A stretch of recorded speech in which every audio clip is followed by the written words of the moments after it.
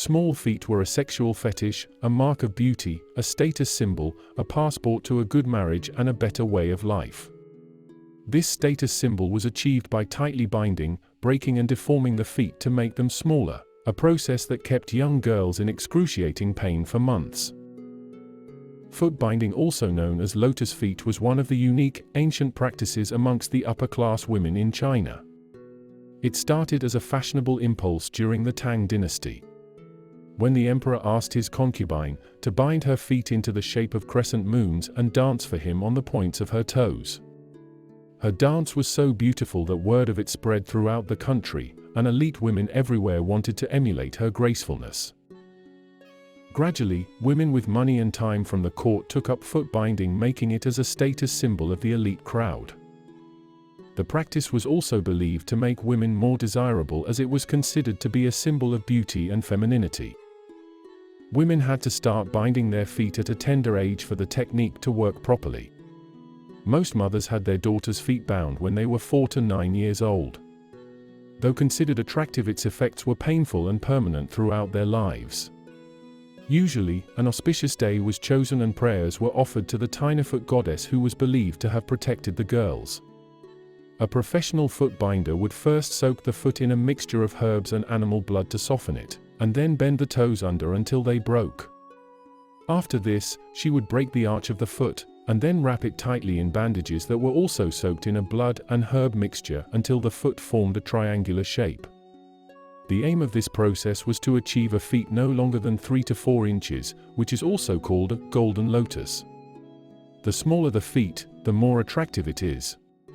Finally, they had to put on silk shoes, stand and take their first agonizingly painful steps. However, their mobility was greatly reduced. The manner of walking that foot binding necessitated was comprised of minuscule, mincing steps to avoid toppling over, a practice that ultimately tightened the pelvic muscles and inner thighs. This muscular training was believed to prepare women for ideal face-making. As a result, foot binding was upheld as a beautifying practice due to its perceived lurid implications. Inspired from the Tang dynasty, foot binding was widespread in the Song dynasty among the aristocrats. Subsequently, it was practiced by all classes of women. The lower-class parents saw this practice as an opportunity to raise prospects of their own children. Eventually, this became an important trait in arranging marriage for their sons. Girls with the golden lotus were said to be fortuitous and a reliable bride. It was considered respectful to have a 4 feet foot, silver lotus. However, a foot which is 5 feet or more was considered to be iron lotuses and were generally dismissed. Henceforth, the marriage prospects of such girls were indeed dim. Therefore, foot binding not only symbolized elegance but modesty and moral values. Ultimately, it was all about male carnal satisfaction. Foot binding also demonstrated male economic power. At a time when most Chinese people existed only a few rice bowls away from starvation, being able to keep economically unproductive women whose only practical functions, due to crippled feet, were decorative, carnal and reproductive, was a powerful status marker.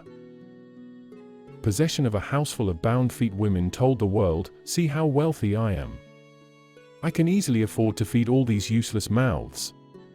Chinese women, as ever, colluded in this patriarchal oppression, often for the most well-intended reasons. Aspirational mothers of pretty girls from poor families bound their daughters' feet in the hope of attracting a wealthy match, who could extract their offspring from the desperate poverty that had blighted their own horizons. In the late 19th century, the practice of foot binding began to decline as it was increasingly viewed as a backward and barbaric tradition. The Chinese government, along with Westerners, began to speak out against the practice, and in 1911, the newly established Republic of China made foot binding illegal. Despite the ban, the tradition persisted in some areas, and it was not until the Communist Party came to power in 1949 that the practice was finally eradicated.